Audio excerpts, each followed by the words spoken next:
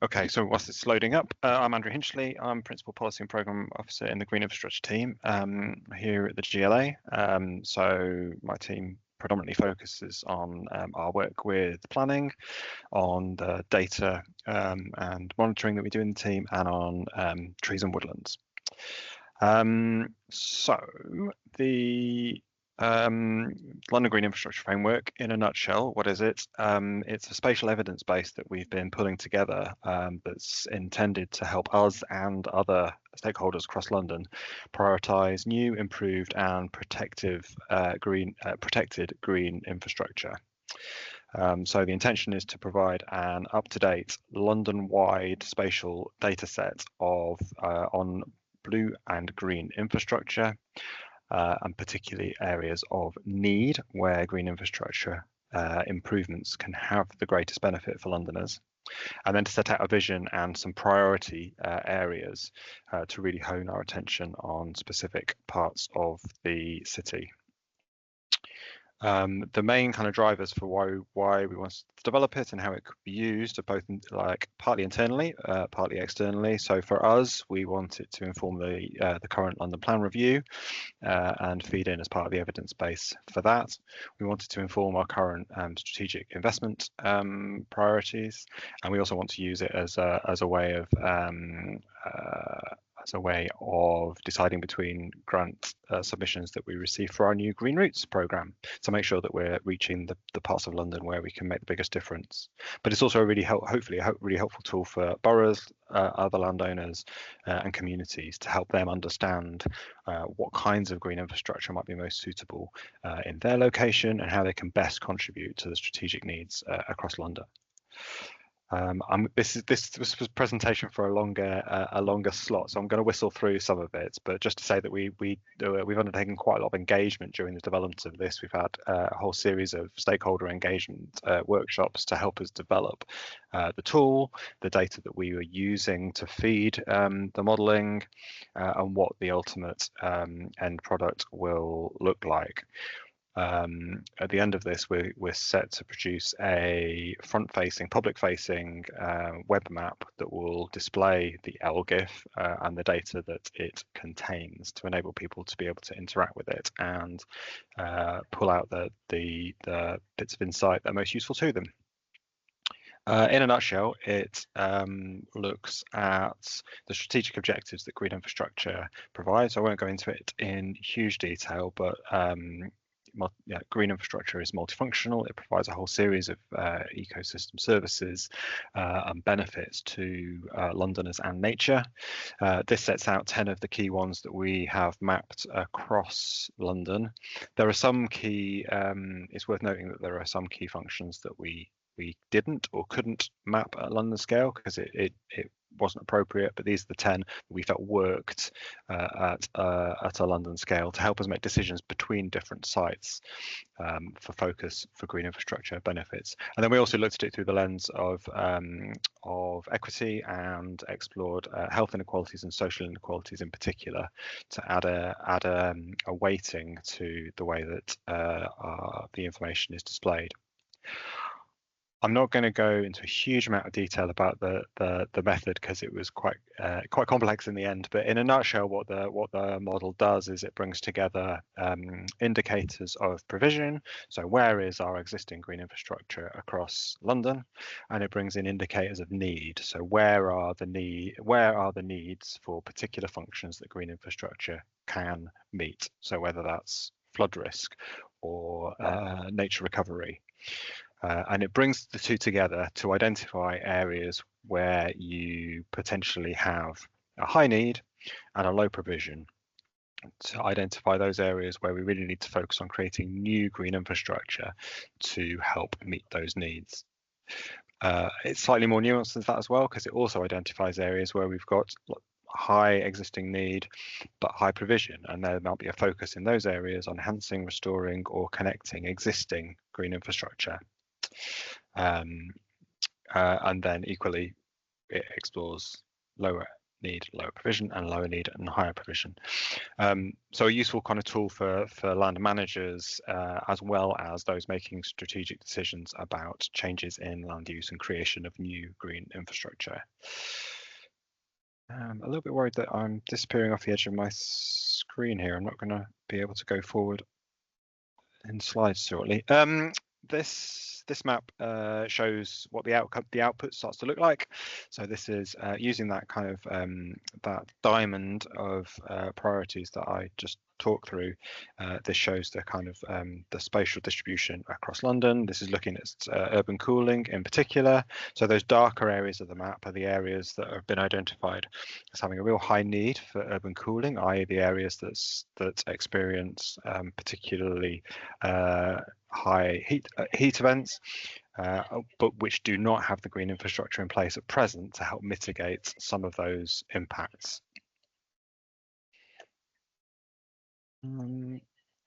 Just bear with. So there we go.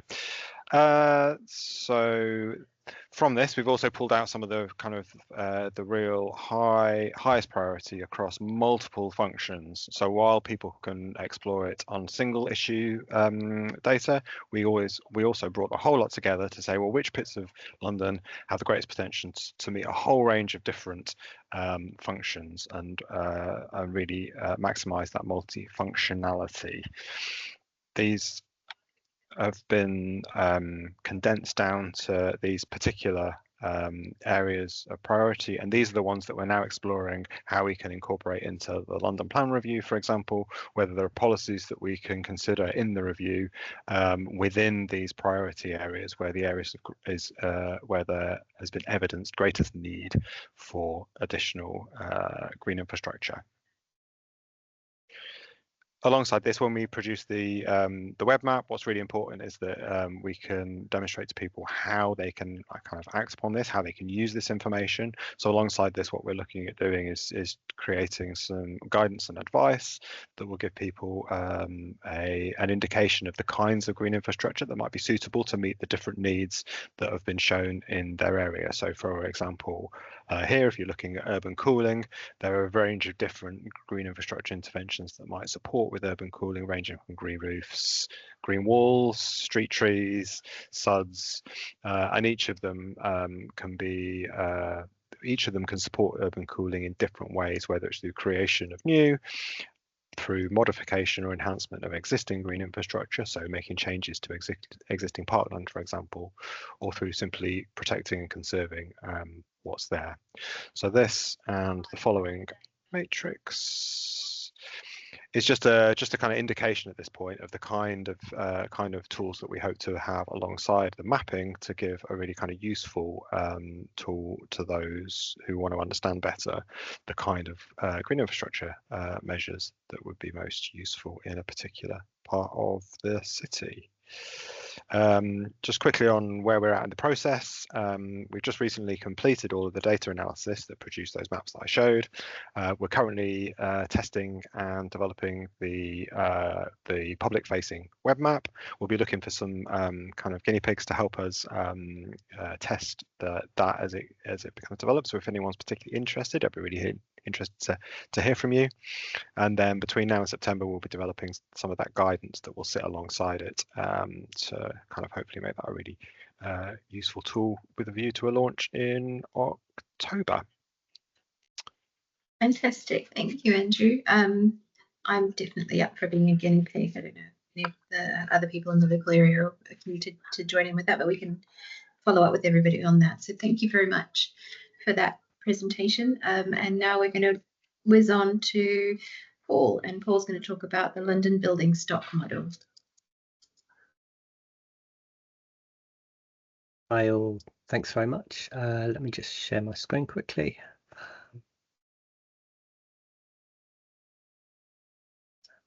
And then start off presenting.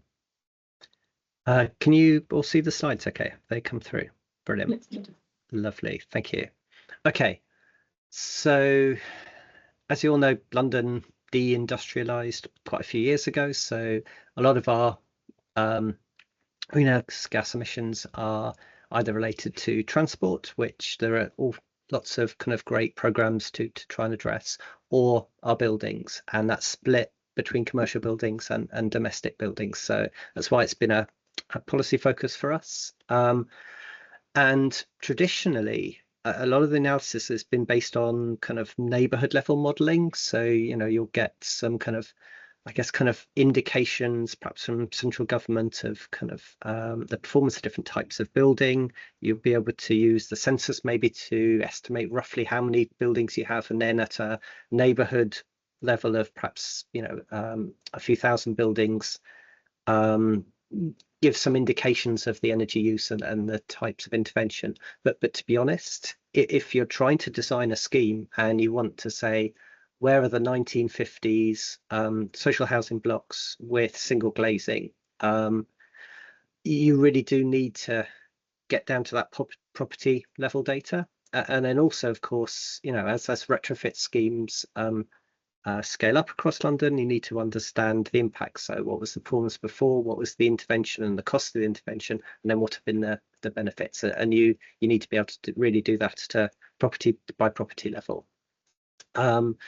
And having done this work, or in the process of doing this work, it's got lots and lots of different uses, but specifically Warmer Homes London is a partnership of 27 organisations, so boroughs, housing associations, London councils and ourselves, and the initial programme is 8,000 social properties, but very much with the ambition of using that as a platform to then really address much greater numbers of homes over the next few years as we need to. It's also been a way of linking together kind of very detailed Internet of Things and sensor data, where we've been putting kind of obviously smart meters in people's homes for a long time, and kind of making use of some of that information, but also new types of sensors, looking at trying to address damp and mold problems in social housing in particular. And then finally having, I guess, kind of got the facts and figures for different types of archetypes of buildings to go, okay, if this is your starting point and this is your investment, then this will be your return. It then puts us in a much better place to kind of roll that out to the vast number of buildings that are in private ownership.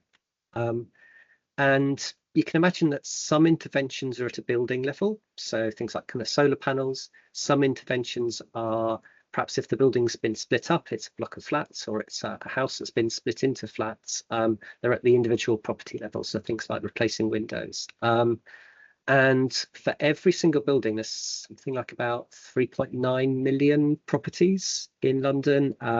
We've got something around about 100 pieces of information for each of those buildings, and that includes some of the kind of priority piece of information around the age of the property and the current heating type, the physical characteristics, but also the ownership. And then we've brought that together by taking energy performance certificates. So when you let a property or sell a property, you have to have this kind of survey done. It answers most of the questions you'd want, but there are lots of issues with it, and well over 40% of London properties don't have one. So we've had to use Ordnance Survey, Census, Land Registry, and a lot of other sources, plus some modelling and the known energy performance certificates, to kind of create a complete set of kind of coverage. And that's what we spent the last few months doing. And I guess the energy performance certificates themselves aren't perfect.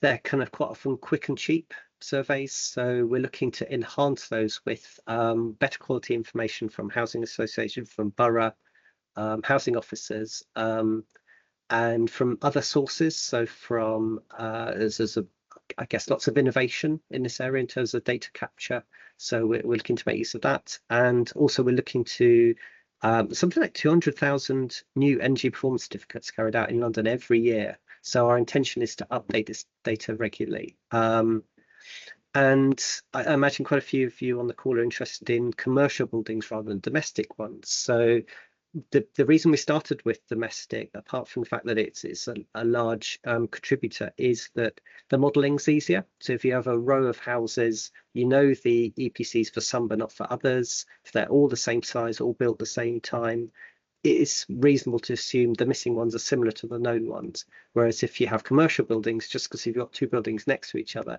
they might have very different uses within them and very different energy profiles. So it's more complicated to model it, but something we're kind of looking to move to. And I'm going to stop sharing there because that's my 5 minutes. Well then, thank you, Paul. I was just watching the clock, so that was perfect timing. Thank you very much for your presentation. And moving swiftly on, you'll be all be very excited to hear that we've got Holly back. So she's in her rightful slot in maps and models. And over to you, Holly. Thank you. Can you hear me okay? Yep, great. Hi everyone, I'm Holly from the GLA. I'm a project manager in the climate adaptation team. I'm going to do a quick run through of the climate risk maps that the GLA have. I may have been a fool and thought a live demo would be an appropriate thing to do, but we'll give it a try. Yeah, we'll see if it works. So I'm just going to share my screen with you. So if you've not come across the climate risk maps before, these were created a few years ago, and we did an update last year on the maps. They're a series of, it's a London-wide map, and it's been produced to analyse climate exposure and vulnerability across London. So we're not just looking at the climate risk, we're looking at the vulnerability behind those risks as well, who the people that are affected by those climate risks. There's a data store page that you can visit and find out more information. There's a link to the actual map, but there's also a full methodology PDF if you're really interested in the methodology behind how we've created these maps. It is very interesting, but you can just click visit page to go to the actual maps, which I'm showing on the screen now. It comes up with some information that I'm going to run through now. So if what I'm saying today is confusing, you can go back to this landing page and it will tell you how to use the maps. Because there's a lot of information on here that you can use and will hopefully be useful. So as you can see, it's a London-wide map, as I said, so I'll just zoom in like a normal interactive map. You might have noticed this kind of slider in the middle of the screen. I'll go over that in a bit, but you just need to know that the legend on the right-hand side here, there's a left-hand side map and a right-hand side map. We're going to focus on the left-hand side map to begin with. And this is our overall climate risk, and you can tell that because it's ticked on here over in our key over here. And I think it's fairly obvious, but the darker the red colour, the higher the climate risk, and then going down into the blues, the lower the climate risk. And these are looking at specifically heat risk and flooding risk as well, because they're the two main risks that we face in London. But you can also look at heat risk and flood risk separately if you want to, depending on your use case and how you want to look at these. But I'm going to stick with the overall climate risk as well. There's also a really handy search function right at the very top. Hopefully you can see my mouse. And you can just search your postcode or your street. So I'm just going to put in a random postcode, see where it takes us. Well, I didn't want that one. Like this one. Okay. And you can zoom in and out, and it will change the detail of the map like a normal interactive map. And you can see as you zoom in and out, the different kind of these areas are called lower super output areas. Is that really that's bizarre that I picked your street, Sophie? That is strange. So yeah, these are lower super output areas, and they're a kind of a standard kind of area that we use for these. You don't need to worry about what that means, but it's just a good way of breaking down areas into kind of neighborhood level. And what you can do is you can just click on the map like you would normally a interactive map. First of all, it'll give you what borough you're in, so we're in Bromley, and then you can click the next button and it will give you a load of information about what's behind that map and what makes that particular area orange in this case. And so these are all the different parameters that make up the climate risk map. So we've got loads of things like tree canopy cover, blue and green land cover, but we've also got social parameters such as people over the age of 75, people in social housing. And these are really useful stats that you can take from this map, put in reports if you want to show kind of the risk and vulnerability of your particular area.